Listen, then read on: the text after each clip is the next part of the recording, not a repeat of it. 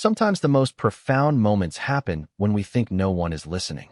In a world where money talks louder than humanity, where status defines worth, and where assumptions blind us to truth, one conversation would shatter everything. It would expose the hidden prejudices lurking behind polished smiles, reveal the unexpected wisdom found in the most overlooked places, and prove that understanding transcends all boundaries society tries to build. This is the story of how 7 words in Arabic changed everything for everyone in that room, except for the one person they never expected to matter. The crystal chandelier cast dancing shadows across the marble floor of the Whitmore Estate's grand ballroom. Outside, the California sun painted the Pacific coastline in golden hues, but inside, the atmosphere was thick with tension that had nothing to do with the weather. Today was the day that would determine the future of Whitmore Industries, one of the largest tech conglomerates in the world. Marcus Whitmore adjusted his Italian silk tie for the 3rd time in 10 minutes. At 45, he had built an empire from nothing, transforming a small software company into a global powerhouse worth billions. His steel gray hair was perfectly styled, his custom-made suit fit like a second skin, and his confidence usually filled any room he entered. But today was different. Today, everything he had worked for hung in the balance. The merger with Al Rashid Technologies was the deal of the century. Sheikh Omar Al Rashid, the mysterious billionaire from Dubai, had remained an enigma throughout months of negotiations. His company controlled revolutionary artificial intelligence technology that could change the world, and Marcus needed that technology to stay ahead of his competitors. The problem was that Omar Al Rashid had never shown his face during any of the virtual meetings, always sending representatives instead. Sarah Chun, Marcus's chief financial officer, paced nervously near the floor-to-ceiling windows. She had spent countless hours preparing financial projections and market analyses for this meeting. Her usually perfect black hair was slightly disheveled from running her fingers through it, a nervous habit she had developed during high-stress situations. "Marcus, are you sure about this?" Sarah asked, her voice barely concealing her anxiety. "We've never actually met Sheikh Al-Rashid in person. What if this is some elaborate hoax? What if he's not who he claims to be?" Marcus turned from the window where he had been watching the hired security team position themselves around the property. "Sarah, we've done our due diligence. His company is real, the technology is real, and the money is definitely real. Sometimes you have to take calculated risks to achieve greatness." David Morrison, the head of legal affairs, looked up from his stack of contracts. His thick-rimmed glasses had slipped down his nose, and sweat beads had formed on his forehead despite the perfectly controlled temperature in the room. "The contracts are airtight," he said, though his voice lacked conviction. "If this deal goes through, Whitmore Industries will have exclusive rights to their AI technology for the next 20 years. Marcus nodded, but his mind was elsewhere. He thought about his journey from a small apartment in Detroit to this mansion overlooking the Pacific Ocean. He remembered the nights spent coding until his eyes burned, the rejections from investors who couldn't see his vision, and the moment when his first product finally took off. Success had not come easily, and he had learned to trust his instincts above all else. The sound of approaching vehicles interrupted his thoughts. Through the window, he watched as a convoy of black SUVs with tinted windows made their way up the winding driveway. His pulse quickened. After months of negotiations conducted through intermediaries and video calls, he was finally going to meet the man who could make or break his company's future. In the kitchen, separated from the main house by a service corridor, Fatima Al-Zahra was putting the finishing touches on an elaborate lunch spread. At 32, she had been working as a maid for the Whitmore family for 3 years. Her dark hair was neatly pulled back under a simple headscarf, and her uniform was pressed and spotless. What the Whitmore family didn't know about Fatima could fill volumes. Born in Beirut to a family of academics, Fatima held a master's degree in international relations from the American University of Beirut. She spoke 5 languages fluently: Arabic, English, French, Spanish, and Italian. Her father had been a diplomat, and her mother was a professor of literature. But when civil unrest forced her family to flee Lebanon, they had lost everything. Fatima's parents had died in a refugee camp in Jordan, victims of inadequate medical care and broken hearts. She had come to America with nothing but her education and an indomitable spirit. However, she quickly learned that foreign credentials meant little without connections, and connections were something she simply didn't have. The employment agency that placed her with the Whitmores had been her lifeline when she was desperate and running out of options. Fatima had intended the job to be temporary, just until she could get her qualifications recognized and find work in her field. But 3 years had passed, and she was still cleaning bathrooms and serving meals to people who looked through her as if she were invisible. The irony was not lost on her that she could discuss Middle Eastern politics with more nuance than most CNN commentators, yet she spent her days dusting furniture and folding laundry. The Whitmore family treated her well enough, but they had never bothered to learn anything about her background. To them, she was simply the maid, reliable, quiet, and invisible. They had no idea that she read 3 newspapers every morning before they woke up, that she followed international markets closely, or that she had written her master's thesis on economic diplomacy in the Gulf states. As Fatima arranged the delicate pastries on silver platters, she could hear the commotion in the main house. She knew about the important meeting taking place today. It was impossible not to overhear the conversations and phone calls that had dominated the household for weeks. She understood the significance of the Al-Rashid deal better than anyone in the Whitmore family realized, having closely followed Sheikh Omar's business empire in the financial press. The front door chimed, and Fatima could hear Marcus's footsteps echoing across the marble foyer. She smoothed her uniform and prepared to serve the refreshments when called upon, just as she had done hundreds of times before. She had no idea that today would be different from all the others. Marcus opened the massive oak front door, his practiced smile in place. What he saw surprised him. Instead of the elderly, traditionally dressed Arab man he had expected, Sheikh Omar al-Rashid appeared to be in his early 40s, tall and athletic, wearing a perfectly tailored Western business suit. His dark hair was styled modern and short, and his handshake was firm and confident. "Mr. Whitmore," Omar said in accented but perfect English, "it's a pleasure to finally meet you in person."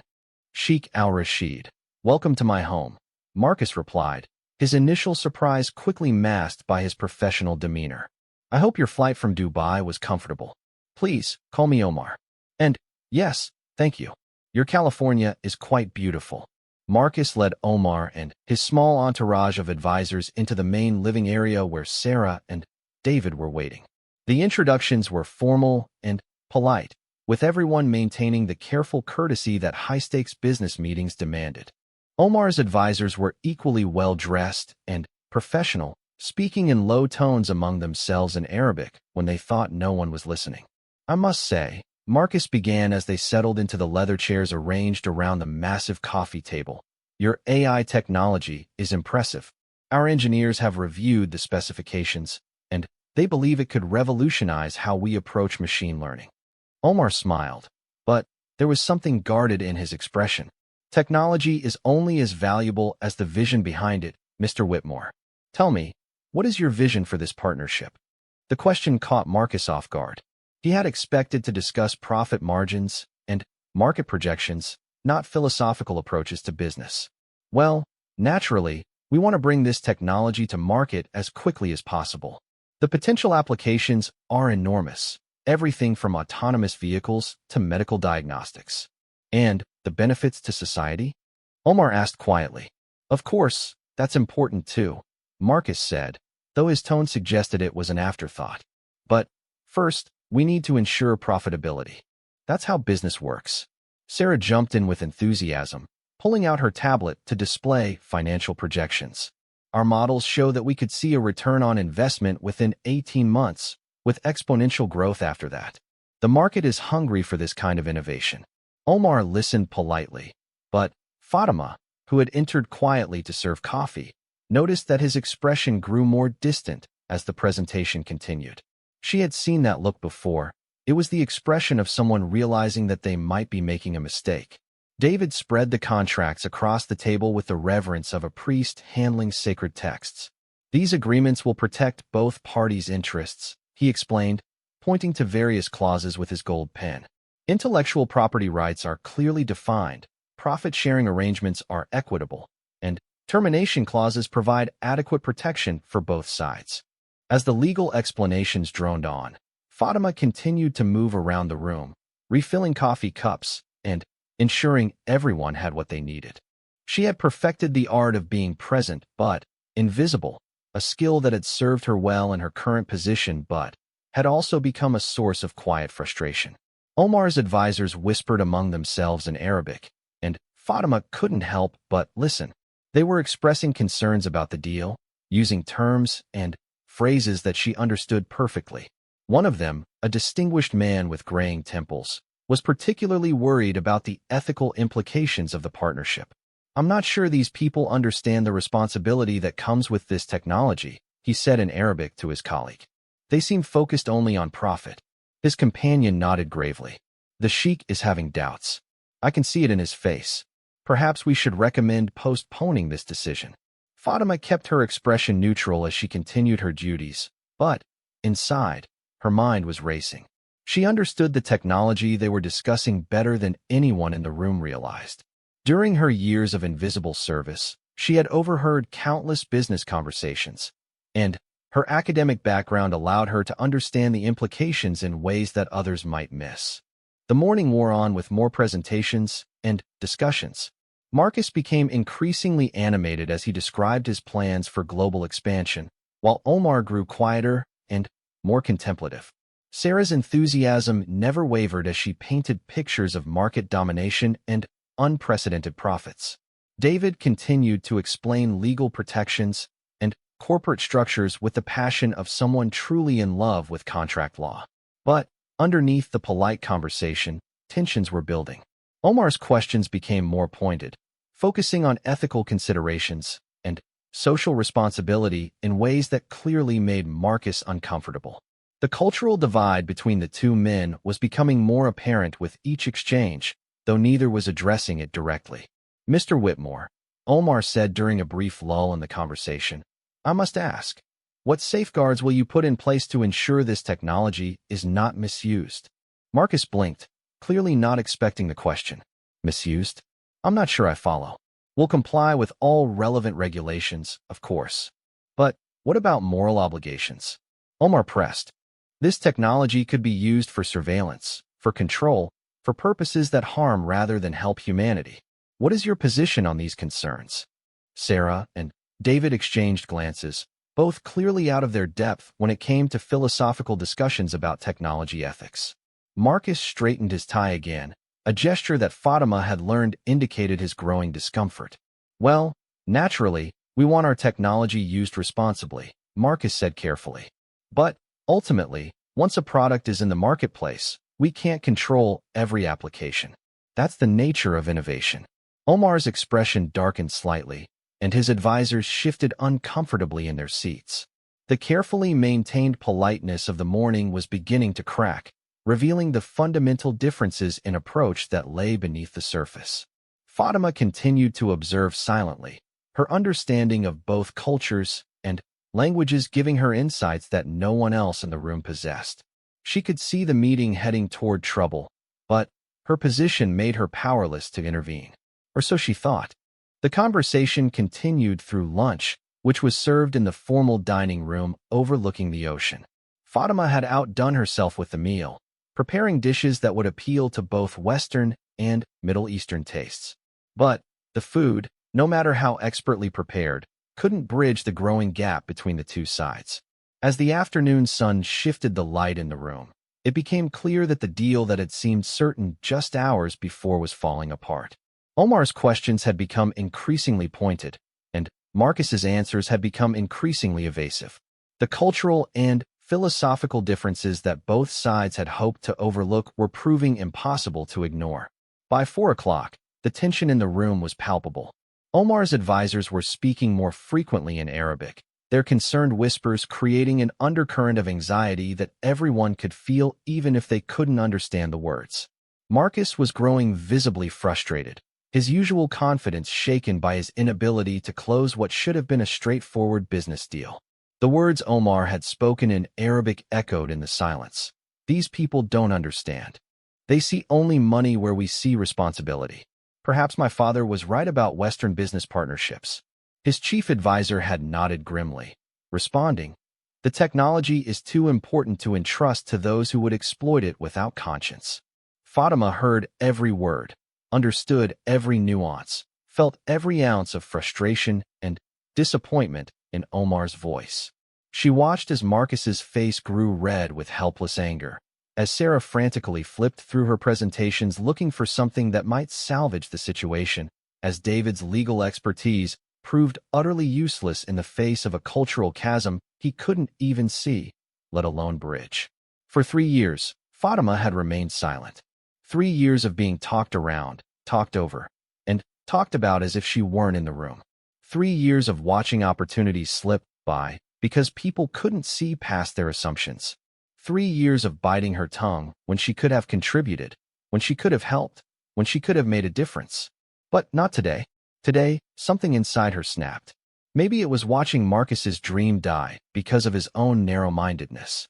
Maybe it was seeing Omar's disappointment in humanity's capacity for wisdom. Maybe it was simply that she had reached the end of her ability to remain invisible in a world that desperately needed understanding. "Yashik Omar," Fatima said softly, her voice carrying across the room like a bell in the sudden silence. "La Samit, Mumkin Adakalam Maike. Sheikh Omar, if you permit, may I speak with you?" The effect was instantaneous and electric. Every head in the room turned toward her, and the silence that followed was so complete that the sound of the ocean waves outside seemed deafening. Omar's eyes widened in surprise, then quickly shifted to interest as he took in the woman who had just addressed him in perfect, cultured Arabic. Marcus's mouth fell open. Sarah dropped her tablet. David's gold pen slipped from his fingers and clattered onto the marble floor. For a moment that seemed to stretch into eternity, no one moved, no one breathed, no one spoke. Omar was the first to recover. He stood slowly, his entire demeanor changing from frustrated businessman to genuinely curious individual. When he spoke, it was in Arabic, his voice carrying a respect that hadn't been present in any of his English conversations that day. "Ahlan wasalan. Min aina anta." Welcome. Where are you from? "Ana min Lebanon, ya sheikh." "Min Beirut." "I am from Lebanon, sheikh." "From Beirut." Fatima's response was immediate and natural, her accent revealing not just her Lebanese origins, but her educated background to anyone who knew how to listen. Marcus found his voice first among the Americans. What's happening? What are you saying?" His question came out as almost a whisper, his usual commanding presence completely shattered by this impossible turn of events. Omar's attention remained fixed on Fatima, studying her face with the intensity of someone reassessing everything he thought he knew about a situation. La, arid afham. Anti-Tatarsin huna. No, I want to understand. Are you studying here? Kunt, essay abkit. I was previously. Fatima's hesitation revealed the pain of dreams deferred, of a life interrupted by circumstances beyond her control. Walakin al-hayat la ta'asir kaman naktabu. But life doesn't go as we plan. The conversation continued in Arabic, flowing with a natural rhythm that was both beautiful and completely incomprehensible to the three Americans watching in stunned silence. Omar's questions grew more detailed, more personal, and Fatima's answers revealed layers of experience and knowledge that no one in the Whitmore household had ever suspected. "Ma diraftak alula? What is your specialty?" Omar asked. "Al-alakat al-dawaliya wal diplomasiya al-iqtisadiyya." International relations and economic diplomacy. Fatima's answer made Omar's eyebrows rise in surprise and recognition. "Fi Beirut." In Beirut. "Al-Jamia al-Amrikiya." The American University. Sarah, who had been following the exchange like a spectator at a tennis match, finally exploded with frustration. "Will someone please tell us what's going on here?" "Marcus, did you know your maid speaks Arabic?" Marcus was shaking his head slowly, as if trying to wake up from a dream that made no sense. "I know. I had no idea. Fatima, I don't understand. How do you?" But Omar held up a hand, his attention still completely focused on the woman who had transformed from invisible servant to the most interesting person in the room in the span of a few sentences. He continued in Arabic, his questions becoming more specific and technical. Hal tafamine at technologia alati nunakisha? Do you understand the technology we're discussing? Fatima nodded slowly. Naam. Karatu and sharikatikam wa bahuthikam fi majal adh alis nadi. Alamal muhim jiddan. Yes, I've read about your company and your research in artificial intelligence. The work is very important. Omar's surprise was evident. Here was someone who not only spoke his language, but understood his work. Wama aryuki fialistimau aluklak lihadihi at technologia. And what is your opinion on the ethical use of this technology? What followed was a conversation that lasted 20 minutes, conducted entirely in Arabic, touching on subjects that ranged from artificial intelligence ethics to global economic policy to the responsibility of technology companies in developing nations. Fatima spoke with the fluency and expertise of someone who had spent years studying these exact issues, while Omar listened with growing amazement and respect. The three Americans could only watch, their frustration and confusion growing with each exchange. Marcus paced behind his chair, his mind struggling to process the reality that his maid was apparently having a sophisticated technical and philosophical discussion with a billionaire sheik in a language he didn't understand. Finally, Omar turned back to the group, switching to English with obvious reluctance. Mr. Whitmore, I must ask, did you know that Fatima has a master's degree in international relations? Did you know that she has been following my company's work closely? Did you know that she understands the implications of this technology better than anyone else in this room? Marcus's face went through several color changes before settling on a pale gray. I know. I had no idea. Fatima, is this true? For the first time since the conversation began, Fatima looked directly at Marcus, her employer of 3 years, the man who had never once asked her a personal question beyond whether she could work overtime. Yes, Mr. Whitmore. It's true. Sarah, who prided herself on knowing everything about everyone she worked with, sank into her chair. But, you're a maid. You clean the house. You serve coffee. You've never said anything about having a degree. You never asked, Fatima replied simply, her voice carrying no accusation, just a statement of fact that somehow made it more powerful.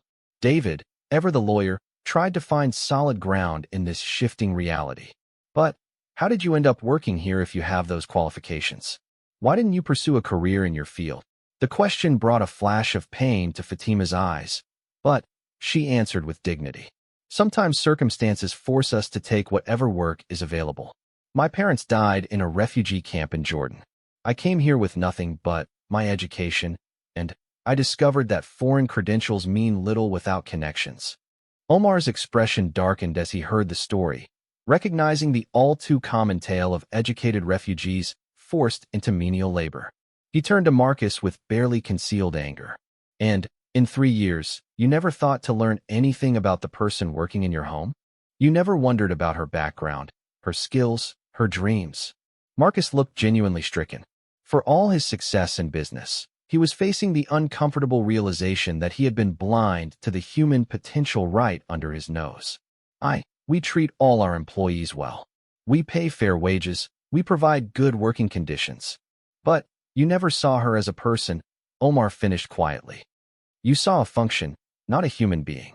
The room fell into an uncomfortable silence as everyone processed the magnitude of what had just been revealed. The successful businessman who prided himself on recognizing talent had failed to recognize it in his own home. The CFO who analyzed markets and trends had missed the most obvious asset available to the company. The lawyer who specialized in human resources had never bothered to learn about the human resources already present.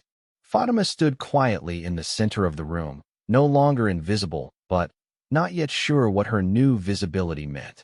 For 3 years, she had been a ghost in this house, present but unseen, useful but unvalued. Now, suddenly, everyone was looking at her, really looking at her, for the first time. Omar broke the silence by addressing Fatima directly. You understand the concerns I've expressed about this partnership? You see why I'm hesitant to move forward with people who seem to view technology only as a profit center. Fatima nodded thoughtfully. I understand your concerns completely, but I also think you might be judging too quickly. She paused, looking around the room at the faces staring at her. Yes, they've been blind to what was right in front of them. Yes, they've made assumptions and missed opportunities. But they're not evil people, Sheikh Omar. They're simply people who have lived in a bubble of privilege and success that has made them limited in their perspective. Marcus looked as if he had been slapped. Limited. Yes, Fatima said gently but firmly. Limited. You see markets and profits and competitive advantages. But you don't see the human cost of technology, the responsibility that comes with power, the opportunity to truly change lives for the better. Sarah found her voice. But we do care about people. We create jobs, we drive innovation, You do those things as side effects of pursuing profit, Fatima interrupted. That's not the same as doing them because you believe they matter.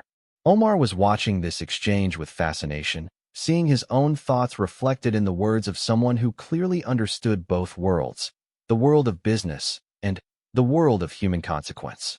But here's what Sheikh Omar might not understand, Fatima continued, turning to address him directly while continuing to speak in English so everyone could follow. Americans, especially successful Americans like Mr. Whitmore, can learn. They can grow. They can change their perspective if given the right incentive and the right guidance. And what would that guidance look like? Omar asked, his interest clearly piqued. Fatima took a deep breath, knowing that her next words would either bridge the gap between these two worlds or widen it irreparably. It would look like a partnership based on shared values, not just shared profits. It would look like technology development guided by ethical principles from the beginning, not ethical considerations added as an afterthought.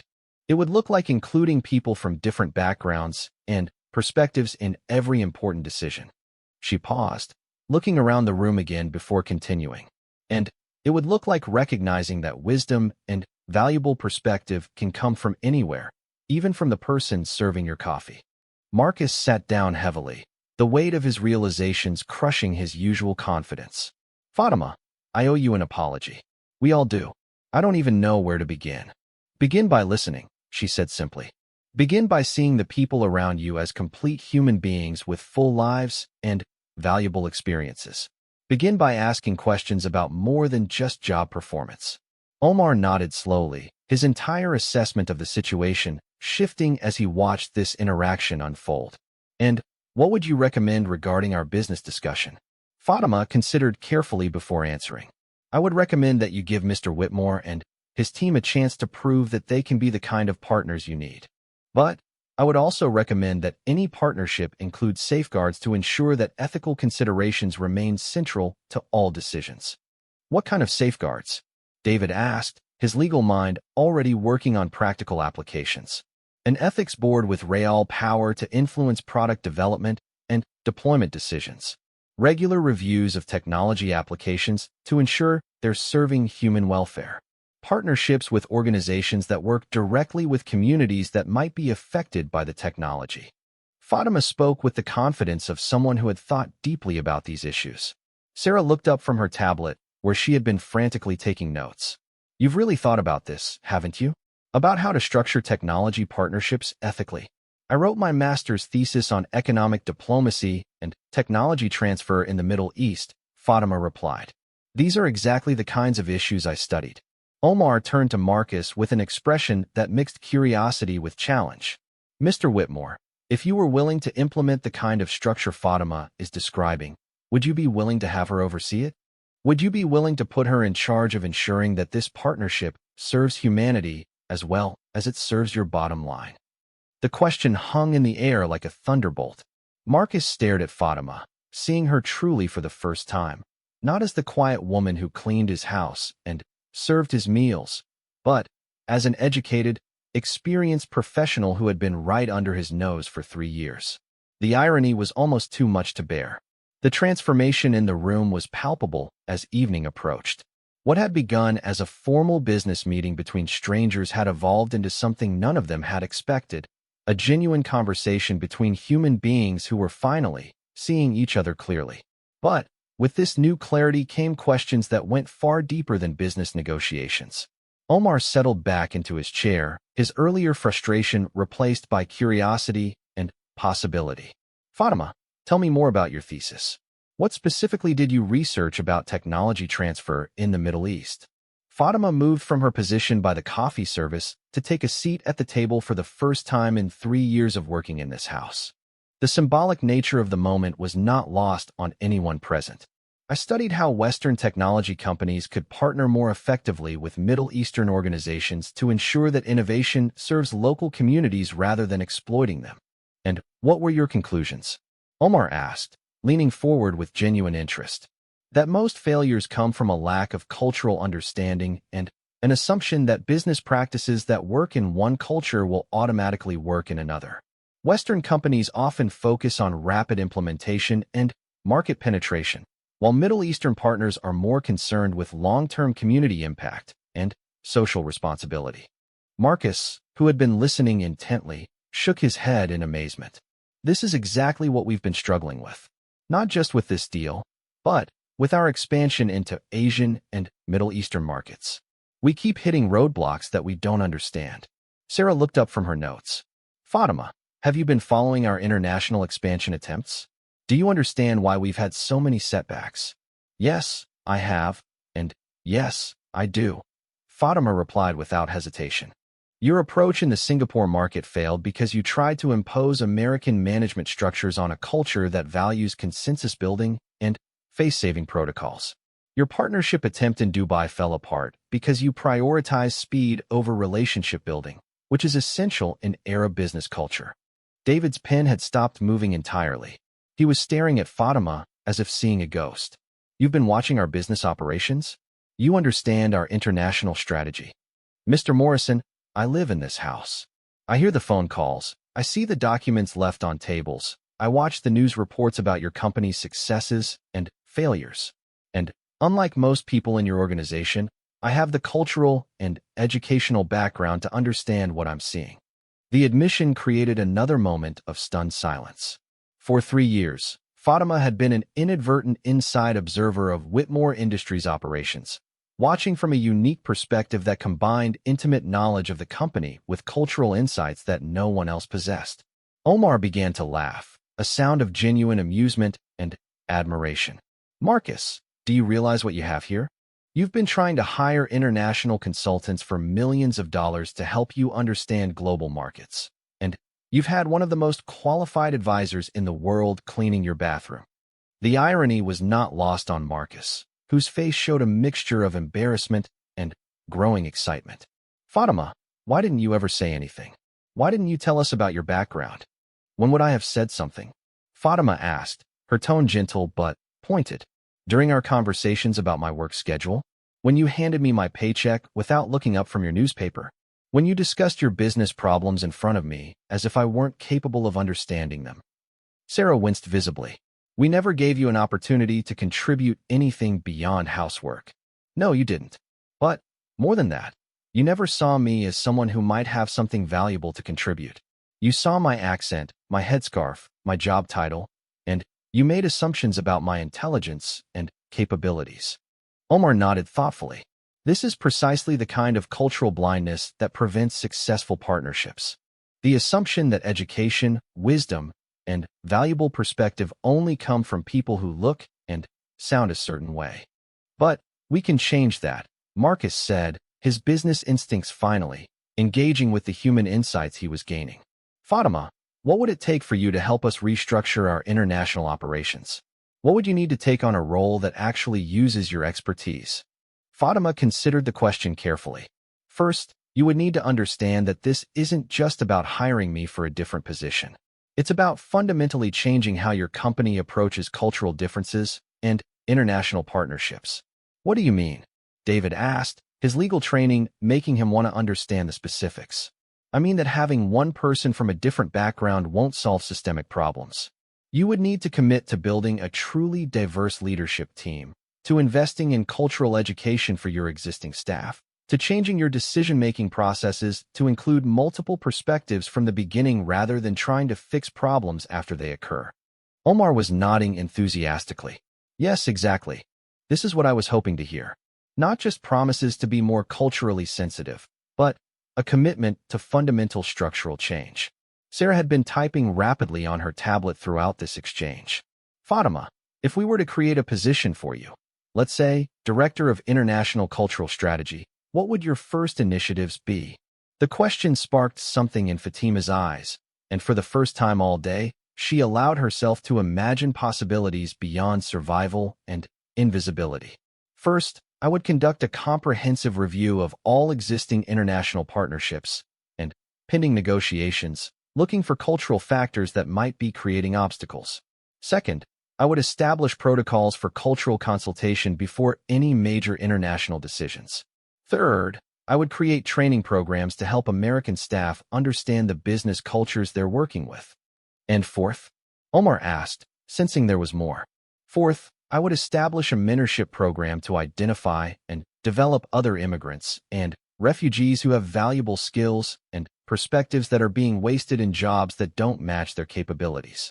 There are probably thousands of people like me in this country, educated professionals working in positions far below their qualifications because they don't have connections or recognition.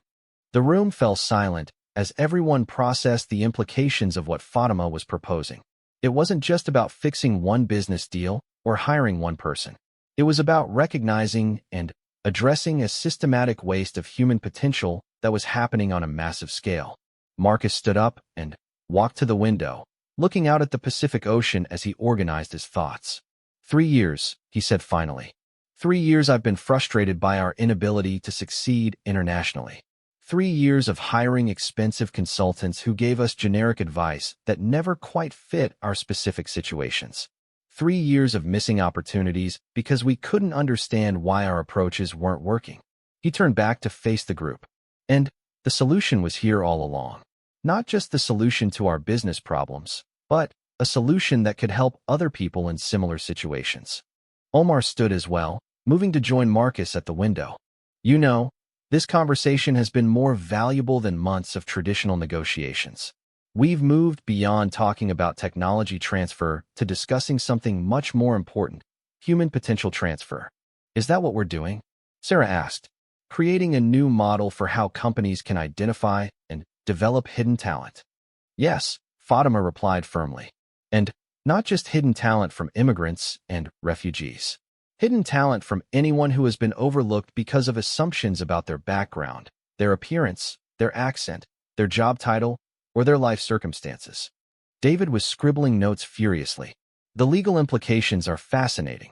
We could establish partnerships with refugee resettlement organizations, with community colleges, with cultural centers.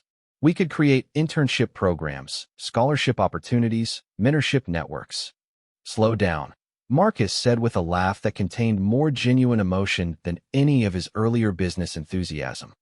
Let's start with getting this right for Fatima, and then we can think about expanding the model. Omar returned to his seat with a smile.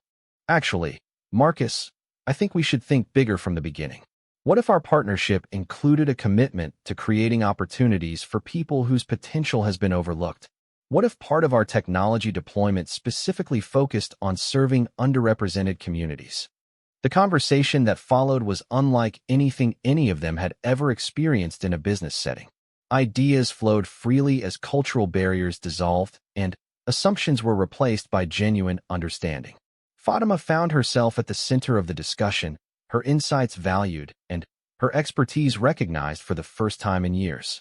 As the sun set completely, and the room was lit by the warm glow of the chandelier, they began to sketch out not just a business partnership, but a new model for international cooperation that placed human dignity and cultural understanding at its center. You know, Omar said as his advisor whispered something to him in Arabic. My father always told me that the most important business partnerships are the ones that make both sides better people, not just richer people. I think this might be the first partnership I've considered that meets that standard. Fatima translated the advisor's comment for the group. He said that watching this conversation has given him hope that Western business leaders can learn to value wisdom over wealth. Marcus looked directly at Fatima, his expression serious and humble. Fatima, I owe you more than an apology. I owe you an opportunity to show what you can really accomplish. But more than that, I owe it to myself and my company to learn from this experience. What do you mean? She asked. I mean that today has taught me something that all my business school education never covered. that success isn't just about identifying opportunities in the market. It's about identifying the human potential that can help you serve those opportunities in ways that truly matter. Sarah had been uncharacteristically quiet for several minutes, clearly processing the day's revelations. Finally, she spoke up. Fatima, can I ask you something personal? How did you manage to stay positive and engaged all these years while working so far below your potential? How did you not become bitter or angry? Fatima smiled, the first completely relaxed smile any of them had seen from her. Because I never stopped believing that opportunities come to those who are prepared for them. I used these 3 years to learn about American business culture, to improve my English, to understand how successful companies operate from the inside. I may have been invisible to you, but I wasn't invisible to myself. Omar shook his head in admiration. You turned a survival job into a graduate-level education in American corporate culture. That shows more wisdom and resilience than most business leaders ever develop. As the evening progressed, and dinner was served in the informal dining area, the conversation deepened into territory that none of them had expected to explore. The formal business meeting had transformed into something more personal, more human, and infinitely more meaningful. But it was Omar's advisor, Ahmad, who introduced the element that would change everything once again. Ahmad had been quietly observing the interactions throughout the day, contributing occasionally in Arabic, but mostly listening. As a senior advisor to the Al-Rashid family business empire, he had witnessed countless negotiations and partnerships. But this conversation was different, and something about Fatima had been nagging at his memory for hours. During a brief lull in the conversation, Ahmad leaned forward and addressed Fatima directly in Arabic. Forgive me for asking, but your family name, Al-Zahra. Your father's name was Hassan Al-Zahra. Fatima's expression changed immediately, surprise and caution mixing in her eyes. Yes, it was. Did you know him? Ahmed's face lit up with recognition and emotion. Hassan Al-Zahra was your father? The diplomat who worked on the Lebanese-Syrian trade agreements in the 1990s? You knew my father? Fatima's voice was barely a whisper, her composure finally cracking after a day of revelations. Know him? My dear child, your father saved my family's business. He was the one who helped us navigate the Lebanese banking crisis when I was just starting out. He spent hours explaining the regulatory changes, helping us restructure our operations, refusing any payment for his assistance. The English speakers in the room watched this exchange with growing fascination, understanding that something significant was happening even though they couldn't follow the Arabic dialogue. Omar looked between Ahmad and Fatima with amazement. Ahmad, you're saying you knew her father? Ahmad nodded vigorously, switching to English so everyone could understand. Hassan Al-Zahra was one of the finest diplomats and human beings I ever encountered. When I was a young businessman trying to establish Al-Rashid's operations in Lebanon, he guided me through complexities that could have destroyed our expansion into the Levant. Fatima's eyes filled with tears, the first show of vulnerability any of them had seen from her all day. He never told me about helping any business families. He just said he tried to help people when he could. That was exactly like him, Ahmad said warmly. He never spoke about his kindnesses. But I never forgot what he did for us, for my family. Sheikh Omar, her father, is one of the reasons our company was able to survive and grow in the early years. Omar stared at Fatima with wonder. Are you telling me that Fatima's father helped build the foundation for Al-Rashid Technology's success in Lebanon? More than that, Ahmad replied. He helped us understand how to conduct business ethically in a region torn by conflict. He taught us that success that comes at the expense of community welfare is not real success at all. Those principles became core to how our company operates. Marcus had been following this exchange with growing amazement. So the ethical business philosophy that Omar has been trying to get us to understand, that came from Fatima's father? In large part, yes, Omar confirmed. Ahmad brought those principles back to Dubai, and they influenced how my father built the company. The emphasis on community responsibility, on using business success to strengthen society rather than exploit it. Hassan Al-Zahra was one of our teachers in this approach. Fatima sat in stunned silence, learning for the first time how her father's quiet kindness had rippled across decades and continents to influence the very conversation she was now part of. The irony was overwhelming. She had spent 3 years struggling in obscurity while working for people who were negotiating with a company her father had helped build. Sarah, ever practical even in moments of emotion, asked the question everyone was thinking. Is this just an incredible coincidence, or is there something more going on here? Ahmad smiled, the expression of someone who had lived long enough to see how life weaves unexpected patterns. In business, I have learned that there are very few true coincidences. Perhaps Hassan al-Zahra's daughter was meant to be here today, to bridge the understanding between East and West in the same way her father did decades ago. Omar nodded thoughtfully. It certainly explains something that has been puzzling me all day. The moment Fatima began speaking, I felt a familiarity, a sense of connection that I couldn't understand. Now I know why. She carries her father's wisdom, his approach to bringing people together. But she's created her own wisdom too, Marcus added quietly. The insights she shared today about cultural understanding and ethical business practices, those aren't just inherited ideas. She's developed them through her own experience and education. Fatima finally found her voice again. My father used to say that diplomacy wasn't about making people agree. It was about helping them understand each other well enough to find solutions that serve everyone's true needs. I never thought I would have a chance to practice that kind of diplomacy myself. But you did practice it, Omar replied. Today, you helped us understand each other. You found a way to bridge gaps that seemed impossible to cross. David, who had been unusually quiet throughout this revelation, suddenly straightened in his chair. Wait a minute. If Ahmad knew Hassan al-Zahra in the 1990s, and if Hassan influenced the ethical foundations of Al-Rashid Technologies, then what? Sarah asked. Then, this partnership isn't just about technology transfer or market expansion. This is about completing something that started 30 years ago. This is about honoring a relationship that began with Hassan's kindness and wisdom. Ahmad nodded approvingly. Very good, Mr. Morrison. You see the deeper pattern. Business is never just about business. It's about human relationships that span generations. Omar stood up and walked over to where Fatima was sitting. Fatima, would you permit me to tell you something about your father that perhaps you didn't know? She nodded, unable to speak. When Ahmad returned from Lebanon and told us about Hassan al-Zahra's help, my father was so impressed that he established a scholarship fund for Lebanese students. We've been supporting education in Lebanon for 30 years because of your father's example. Hundreds of students have benefited from his kindness. The tears that had been threatening finally spilled over. For 3 years, Fatima had felt forgotten by the world, abandoned by fate, invisible to everyone around her.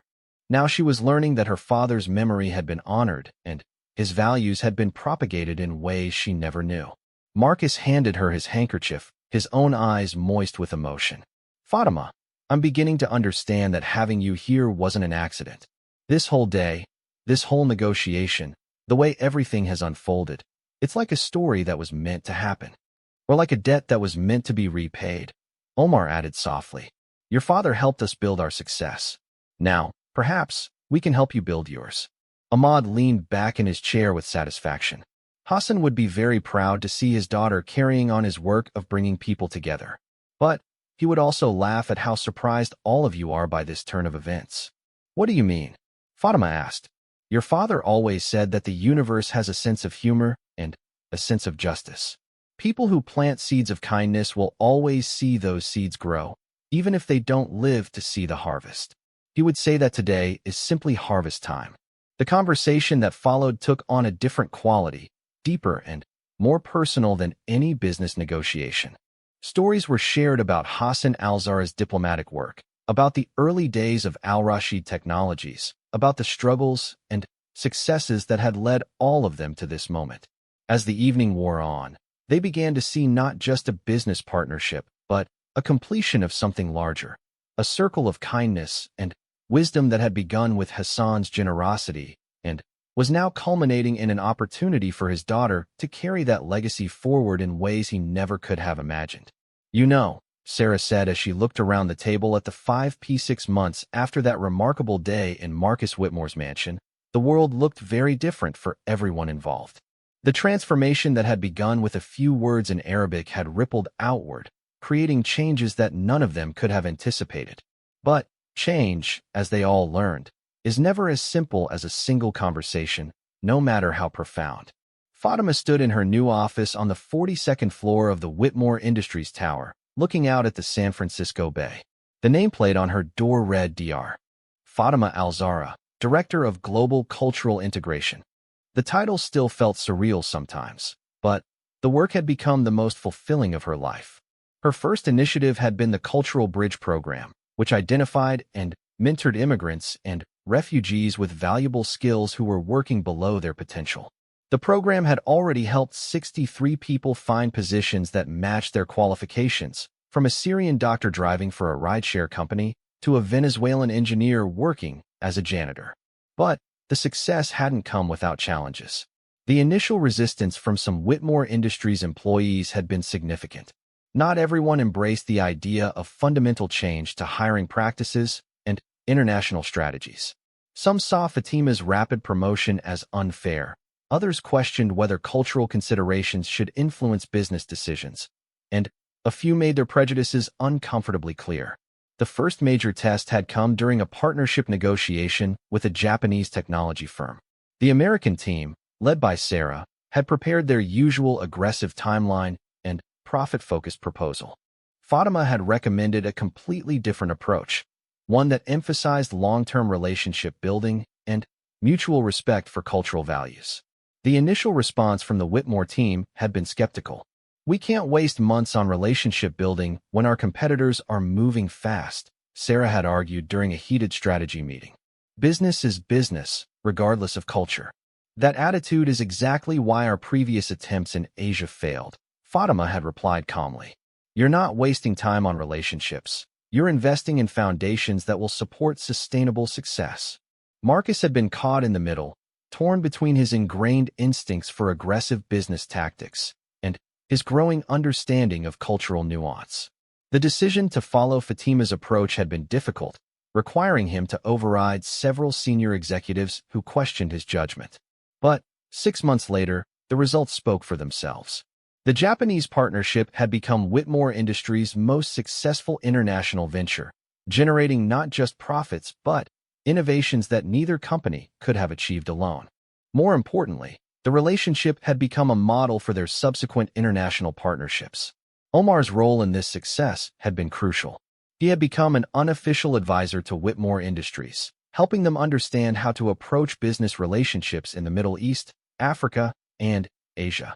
His own company had flourished under the partnership, but, more significantly, the ethical technology framework they had developed together had influenced industry standards globally. The technology they had worried about being misused was now being deployed in ways that strengthened communities rather than exploiting them.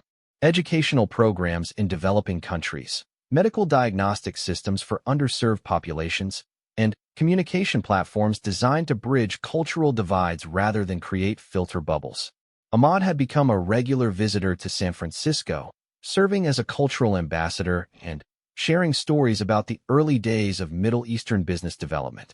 His friendship with Fatima had deepened their understanding of how their father's generation had navigated complex international relationships with wisdom and integrity.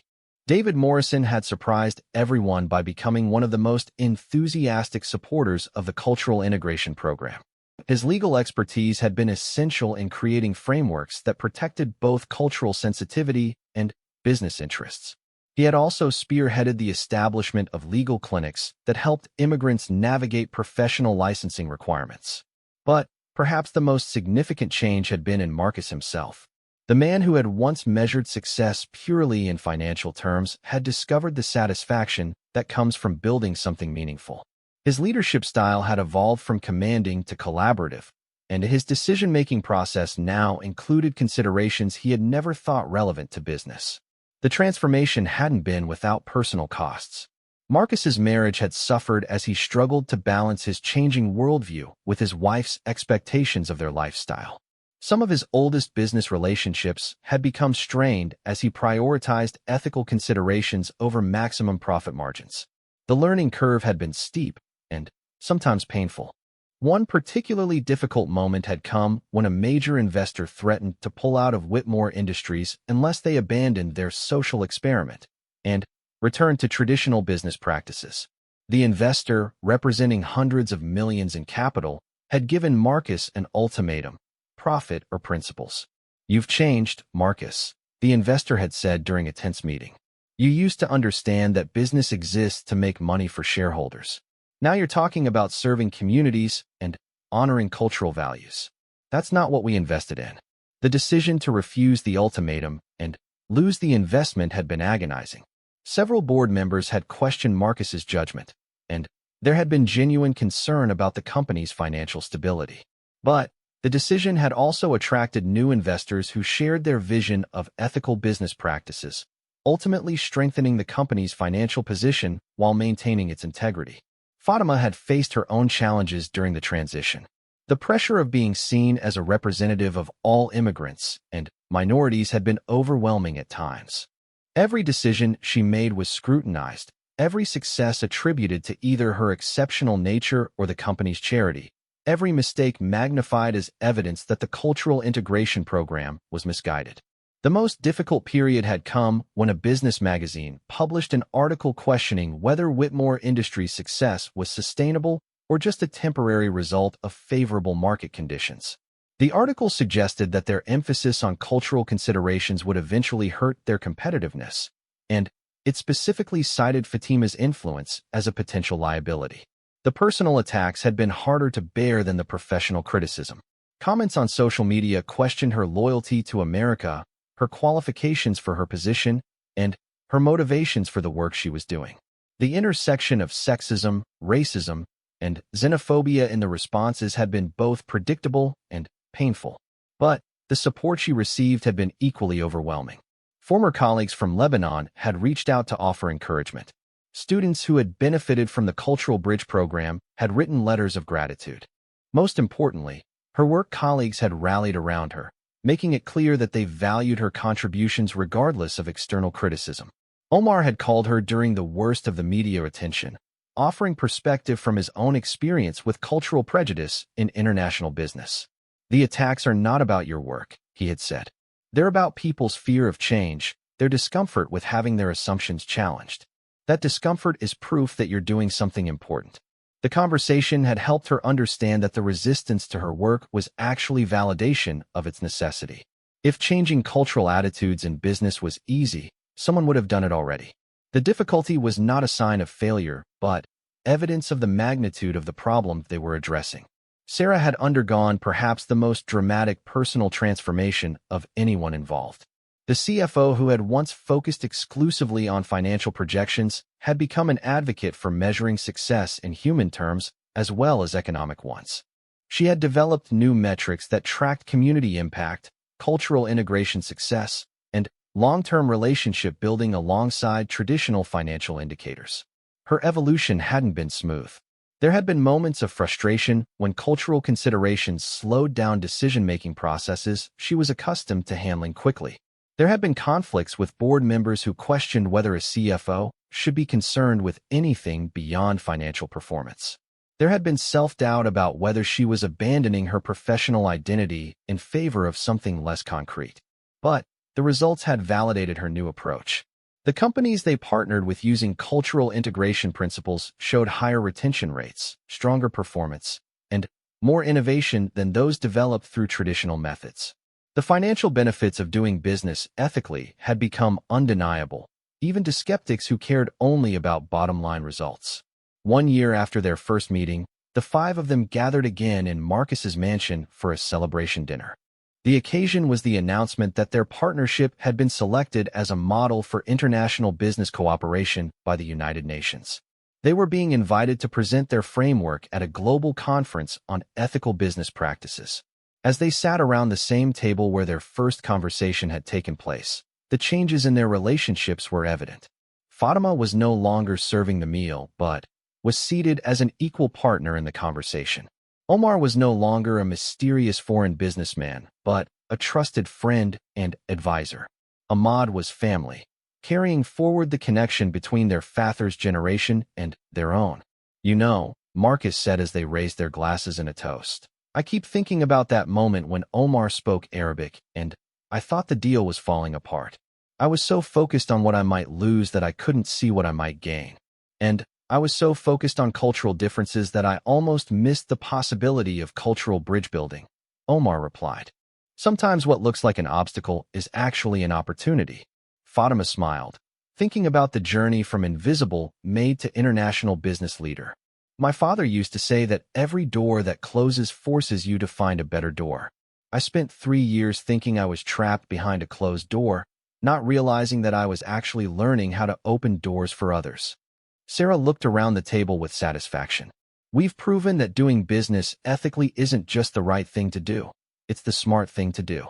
We've shown that cultural understanding isn't a luxury for successful companies. It's a necessity. David raised his glass higher.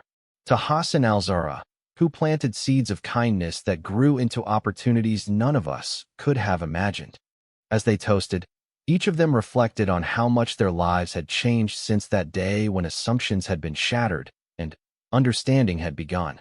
The business partnership they had formed was thriving, but, more importantly, they had created a model that was inspiring other companies to reconsider their approaches to international cooperation. The Cultural Bridge program had expanded beyond Whitmore Industries, with other companies adopting similar initiatives. The ethical technology framework they had developed was being implemented globally. The scholarship fund established in Hassan al-Zahra's honor had grown to support hundreds of students from conflict regions. But perhaps the most significant change was personal. Each of them had discovered that success built on understanding and compassion was more satisfying than success built on exploitation and competition. They had learned that seeing people clearly, beyond assumptions and stereotypes, revealed resources and possibilities that were invisible to those who looked without really seeing. As the evening wound down, and Omar prepared to return to Dubai the next morning, they made plans for their next initiatives. There was talk of expanding the Cultural Bridge program internationally, of creating educational exchanges between American and Middle Eastern universities, of developing new technologies specifically designed to serve underrepresented communities. The conversation continued late into the night, but it was different from their discussions a year ago, where there had once been translation challenges and cultural misunderstandings. There was now fluid communication and shared vision. Where there had once been suspicion and assumptions, there was now trust and appreciation. When they finally parted, each of them carried the satisfaction that comes from work that matters. They had built something that honored the past while creating possibilities for the future. They had proven that business could be both profitable and principled, that success could lift others rather than stepping on them.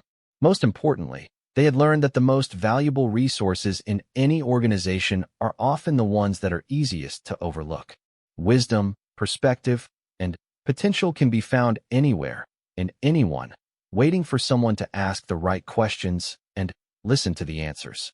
The billionaire had spoken Arabic, and the maid had responded. But what had made everyone speechless wasn't the surprise of her language skills. It was the realization of how much they had been missing by not really seeing the people around them. That realization had changed everything, creating ripples that would continue to spread long after their story had become legend. As Fatima drove home through the San Francisco night, she thought about her father and how proud he would be of the bridges she was building. The work wasn't finished, might never be finished, but it was work that mattered. She had moved from invisible to essential, from overlooked to valued, from survival to service. The girl who had once been a refugee had become a bridge builder, carrying forward her father's legacy while creating her own. And, in a world that often seemed divided by difference, she and her partners were proving that understanding could triumph over assumption, that connection could overcome separation, and that the most profound changes often begin with the simplest act of truly seeing another human being. People who had become something like family over the course of one extraordinary day. When I woke up this morning, I thought today was about closing a technology deal. I had no idea it was about opening something so much bigger. What's bigger than the biggest tech deal of the decade? Marcus asked with a smile. A partnership that honors the past while building the future. A business relationship based on more than profit. A chance to prove that understanding and kindness can be just as powerful as market forces and competitive advantages. Omar raised his glass of tea in a toast to Hassan al-Zahra, who taught us that true success comes from serving others, and to his daughter, who has inherited his wisdom and added her own strength to it. As they toasted, each of them understood that they were participating in something unprecedented, a business partnership that had become a bridge between cultures, a completion of generational relationships, and a model for how human understanding could transform the world of international business. But even as they celebrated this remarkable day of discovery and connection, none of them realized that the most challenging part of their journey was still ahead. Moving from this moment of perfect understanding to the complex work of building something lasting would test everything they had learned about each other and themselves. The foundation had been laid not just for a business partnership, but for a new way of approaching international cooperation. The question now was whether they could build on that foundation something that would honor both Hassan al-Zahra's legacy and their own potential to create positive change in the world. As the Pacific Ocean reflected the lights of the house, and the evening drew toward a close, 5 people who had started the day as strangers prepared to begin the work of turning understanding into action, connection into creation, and possibility into reality. The hardest part of their journey was about to begin, but they would face it together, united by bonds that had been 30 years in the making and strengthened by a day that none of them would ever forget. And now, Marcus asked, "Are you ready to stop being invisible?" Fatima looked around the room at the 4 people who had finally learned to see her. "I've been ready for 3 years, Mr. Whitmore. The question is whether you're ready to create a workplace where being visible is safe for people like me." The challenge in her words was clear, but so was the opportunity. They had spent the day moving from assumptions to understanding, from blindness to sight, from talking past each other to talking with each other. But the real test would come in the days and weeks ahead, when the emotion of the moment had passed, and the hard work of creating real change would begin. As the evening deepened and the conversation continued, none of them realized that their day of revelations was still not over. The most surprising discovery was yet to come, and when it arrived, it would transform their understanding not just of business partnerships or cultural differences, but of the mysterious ways that life weaves connections between people who need each other, often long before they realize it themselves. The foundation for trust had been laid, the framework for partnership had been established, and the commitment to seeing each other clearly had been made. But the story that had begun with a few words in Arabic was about to reveal just how deep the connections between these 5 people actually ran, and how the universe sometimes conspires to bring the right people together at exactly the right moment, in exactly the right way. Yes, Marcus said slowly, his voice growing stronger as he spoke. "Yes, I would. Fatima, would you consider taking on that role?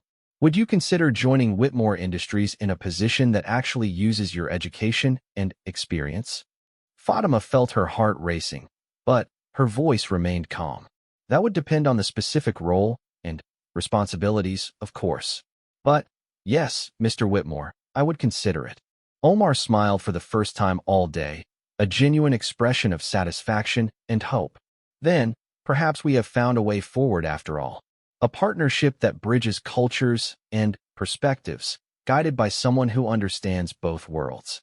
The afternoon sun was beginning to set over the Pacific, casting the room in golden light that somehow seemed symbolic of new possibilities.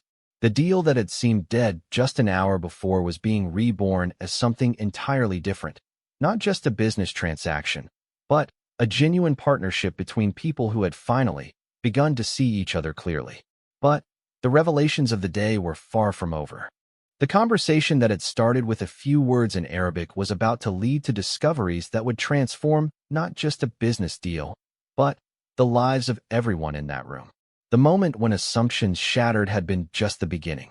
What came next would test whether understanding could truly lead to change, and whether people could move beyond their limitations to create something unprecedented.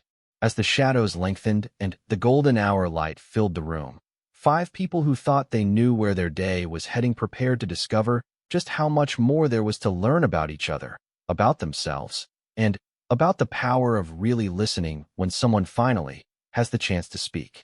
That's when everything changed. "Omar, clearly reaching the end of his patience, turned to his chief advisor and said something in rapid Arabic that made both men's faces go pale. The words hung in the air like a challenge, waiting for someone to respond. No one in the Whitmore camp understood what had been said, but the tone was unmistakable. It was the sound of a deal dying, of months of negotiations crumbling, of a future that had seemed certain suddenly, becoming impossible. Marcus looked around the room desperately, searching for something to say or do that might save the situation. Sarah stared at her financial projections as if they might somehow provide an answer. David shuffled through his contracts uselessly, knowing that all the legal protections in the world couldn't fix what was fundamentally a breakdown in understanding. And in that moment of crisis, when everyone else was frozen by the collision of cultures and the collapse of expectations, Fatima stepped forward and spoke.